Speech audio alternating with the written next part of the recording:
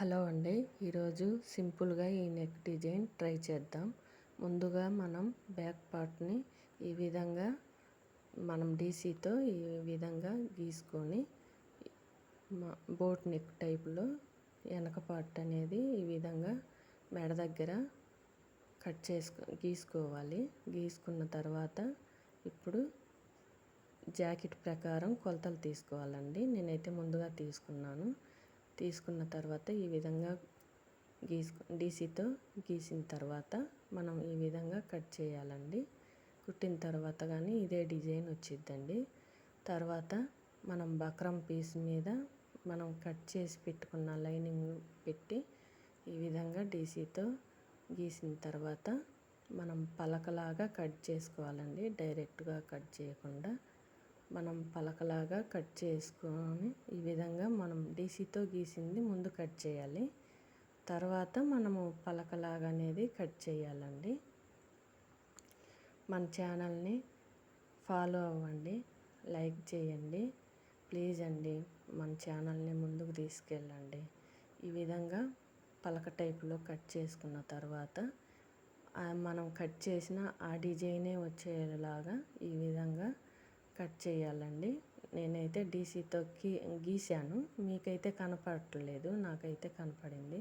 ఈ విధంగా కట్ చేసుకున్న తర్వాత మనం లైనింగ్ పీస్ మీద బక్రం కట్ చేసి పెట్టుకున్నాం కదా, అది ఈ విధంగా చూసుకొని అంటించుకోవాలి. అంటించుకున్న తర్వాత ముడతలు లేకుండా నిదానంగా చూసుకొని అంటించుకోవాలి. అంటించుకున్న తర్వాత మనము బ్లౌజ్ పీస్ అనేది తీసుకొని మెడ దగ్గర నుంచి ఈ విధంగా కుట్టేసుకోవాలి. కిందకి వేసుకుంటే ఏమవుతుందంటే మనకి క్లాత్ అనేది జరగకుండా ఉంటుంది. అందుకని ఈ విధంగా కుట్టేసుకున్న తర్వాత ఆ సైడ్ నుంచి కుట్టుకుంటూ రావాలి. ముందుగా నిదానంగా కుట్టుకొని కింద బ్లౌజ్ పీస్ అనేది ముడతలు లేకుండా చూసుకొని నిదానంగా కుట్టుకోవాలి. కుట్టుకున్న తర్వాత అదే విధంగా మనం సగం నుంచి మొదలు పెట్టాం కదండి, అది మళ్ళీ మిగతా సగం నుంచి ఆ సైడ్ వరకు కుట్టేయాలండి. అదే విధంగా కుట్టుకోవాలి. మనము ఆ సైడ్ ఎలా కుట్టుకున్నామో ఈ సైడ్ కూడా అలాగే కుట్టుకోవాలి. నిదానంగా ముడతలు లేకుండా చూసుకొని కుట్టుకోవాలి. కుట్టుకున్న తర్వాత ఈ విధంగా బ్లౌజ్ పీస్ అనేది కట్ చేసుకోవాలి. నేనైతే బక్రంకి మామూలుగా వైట్గా కనపడుతుందని లైనింగ్ పీస్ జాయింట్ చేశానండి. అది మీకు వీడియోలో లేదు, స్కిప్ చేశాను. తర్వాత అక్కడక్కడ కొంచెం కట్ చేయాలండి.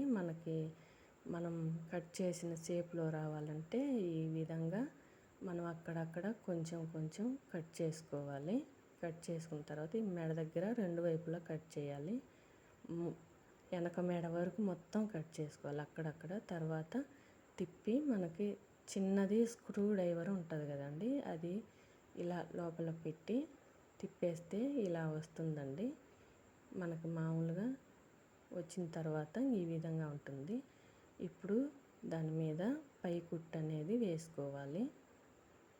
వేసుకున్న తర్వాత నిదానంగా చూసుకొని మనము ఆ షేప్ ఎలా కట్ చేసామో అదే విధంగా వచ్చేలాగా మనం కుట్టుకోవాలి. లాగకుండా నిదానంగా చూసుకొని కుట్టుకోవాలి, ముడతలు లేకుండా. లైనింగ్ పీసు బ్లౌజ్ పీస్ రెండు చూసుకొని మనం కుడుతుంటే మనకి ఆటోమేటిక్గా కుట్టు అనేది అర్థమవుతుందండి. ఎంతవరకు కుట్టాలి అనేది మనకు అర్థమవుతుంది. ఇక్కడ రౌండ్ తిరిగేటప్పుడు కూడా మనకి బాగానే అర్థమవుతుంది. ఎందుకంటే మనకి బ్లౌజ్ పీసు లైనింగ్ పీసు మధ్యలో కుట్టు ఉంటుంది కాబట్టి మనం కుడుతుంటే మనకి కనపడుతుంది. ఈ విధంగా కుట్టుకోవాలి. మెడ దగ్గర కూడా ఈ విధంగా మడుచుకొని చిన్నగా కుట్టుకోవాలి. కుట్టుకున్న తర్వాత ఈ విధంగా ఉంటుంది. తర్వాత మనం బ్లౌజ్ పీస్ అనేది చుట్టూ జాయింట్ చేసుకోవాలి. మెడ వరకే కదా కుట్టుకుంది, చుట్టూ జాయింట్ చేసుకొని నిదానంగా. ఇది జిమ్మిచ్ క్లాత్ అండి. మనకి ముడతలు అనేది మనకి మామూలుగా ముడతలు ఆటోమేటిక్గా పడిపోయిద్ది. మనం అందుకనే చూసుకొని నిదానంగా కుట్టుకోవాలి. మామూలుగానే ఇది సాగినట్టు ఉంటుంది ఈ క్లాత్. మనం చూసుకొని నిదానంగా ఈ విధంగా 2 చేతులతో అనుకుంటూ కుట్టుకోవాలి. కుట్టుకున్న తర్వాత ఎక్స్ట్రా ఖర్చు అనేది మనం ఈ విధంగా నడుము దగ్గర కట్ చేసుకోవాలి. కట్ చేసుకున్న తర్వాత సంకకల్లి మొత్తం ఖర్చు అనేది చూసుకొని లైనింగ్ కట్ చేయకుండా బ్లౌజ్ పీస్ వరకే కట్ చేయాలి. మనకి ఎక్స్ట్రా క్లాత్ అనేది ఉంటుంది కాబట్టి. తర్వాత ఈ విధంగా మడత వేసుకొని మనకి వెనక టక్స్ ఇవ్వాలి కాబట్టి ఇలా గీసిన తర్వాత 2 వైపులా ఈ విధంగా కట్ ఇచ్చుకొని 2 వైపులా మనం ఈ రకంగా టక్స్ అనేది కుట్టుకోవాలండి. కుట్టుకున్న తర్వాత ఈ విధంగా ఉంటుంది. తర్వాత మనం నడుము దగ్గర పైపింగ్ వేయటానికి నేను గోల్డ్ కలర్ క్లాత్ తీసుకున్నానండి. తీసుకున్న తర్వాత ఈ విధంగా 1 ఇంచ్ వరకు కట్ చేసుకొని దాన్ని మడుచుకొని కుట్టుకున్నాను. ఈ విధంగా కుట్టుకున్న తర్వాత బ్లౌజ్ పీస్కి జాయిన్ చేస్తున్నాను. జాయిన్ చేసిన తర్వాత నేనైతే థ్రెడ్ పెట్టి పైపింగ్ వేసానండి. ఈ విధంగా థ్రెడ్ పెట్టుకుంటూ పైపింగ్ అనేది వేసుకోవాలండి. నిదానంగా చూసుకొని క్లాత్ పైన జిమ్మిచ్ క్లాత్ అనేది ముడతలు పడకుండా చూసుకొని నిదానంగా కుట్టుకోవాలి. తర్వాత పక్కన ఇంకొక కుట్టు వేసుకోవాలండి. చేతి పని అయినా చేసుకోవచ్చు. నేనైతే కుట్టేసాను. కుట్టేసిన తర్వాత ఈ విధంగా ఉంటుంది. తర్వాత మనం వెనక డోరీలు కుట్టడానికి ఈ విధంగా కుట్టుకోవాలి. నేనైతే 3 పెట్టానండి. ఒక్కొక్క డోరీకి 3 యాంగిల్ పెట్టాను. ఈ విధంగా క్లాత్తోనే పెట్టాను నేను.